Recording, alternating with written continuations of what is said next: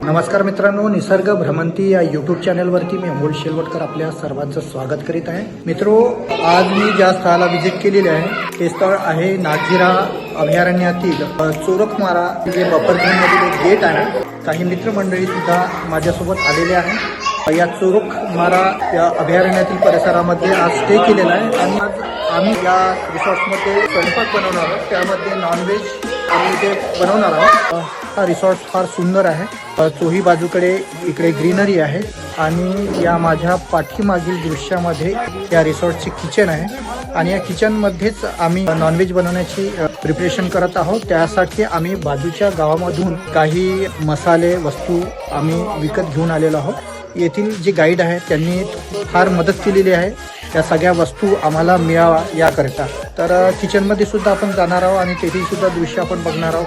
आता वन्य परिसर असल्यामुळे इथे काही खूप मोठे शॉप्स तर नाही आहेत, परंतु गावामध्ये जे काही मसाले मिळाले ते इथे आणलेले आहे आणि आता थोड्या वेळातच चिकन सुद्धा बनणार आहे चुलीवरचं.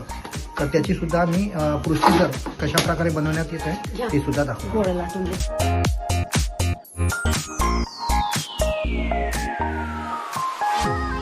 तर मित्रांनो, चुलीवरती आता कढाई ठेवलेली आहे.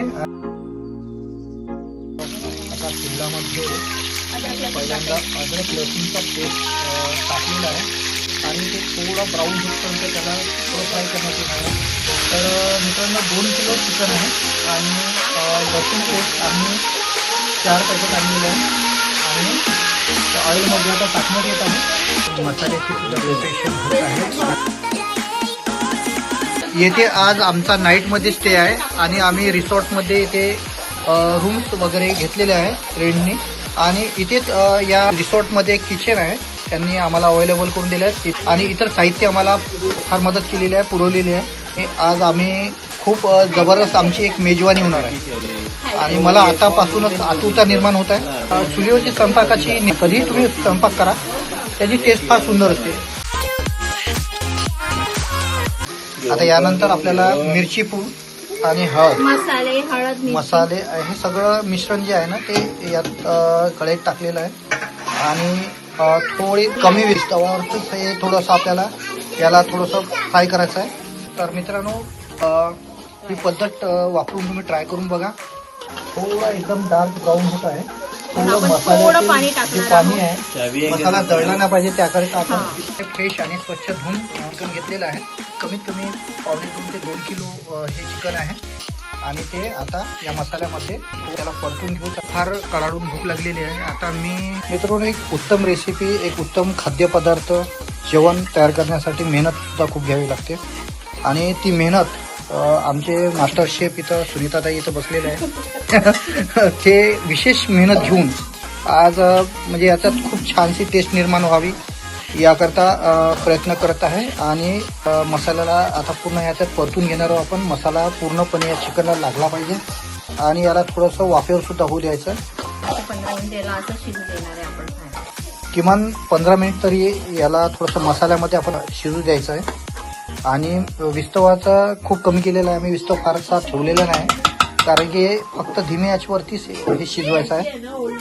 आणि आता हे परात आहे, परात आता याच्यावर झाकून ठेवून याला किमान 15 मिनिटं तरी आपण थोडंसं शिजू देऊ आणि आज सुद्धा खूप कमी राहील, जास्त आस राहणार नाही. तर स्वयंपाक बनत आहे आणि मला कडाक्याची भूक लागलेली आहे. मी आतुरतेने वाट पाहतो आणि मला वाटते की थोडं मी टेस्ट करणार आहोत. त्यानंतर मीठ तिखट वगैरे कसं झालं आहे त्याबद्दल थोडंसं चेक करणार आहोत, टेस्ट घेणार आहोत. त्यानंतर आम्हाला जर वाटलं तर थोडं शिजू घालायचं आहे तर आम्ही शिजू. घनदाट जंगल आहे, थोडंसं आम्हाला भीती वाटते की इथे बिबट वगैरे आला नाही पाहिजे कारण की हा जंगल परिसर आहे. हा रिसॉर्ट पूर्ण अवतीभोवती संपूर्ण जंगल आहे आणि गेट आहे, बफर झोन आहे पूर्णपणे आणि या जंगलामध्ये अस्वल, बिबट आणि इतरही वन्य प्राणी वास्तव्यास असतात. त्यामुळे इथे नाईटला जर तुम्ही विचरण करीत असाल तर तुम्हाला जपून आणि सावधानतेने इथं विचरण करावे लागते. आणि हे स्वयंपाक बनणारी जी पद्धत आहे ती दाखवणार आहोत. तर थोडी विश्रांती घेतो आणि नंतर पुन्हा मी तुम्हाला हा व्हिडिओच्या माध्यमातून हे संपूर्ण स्वयंपाक बनवण्याची पद्धत सुद्धा दाखवणार आहोत.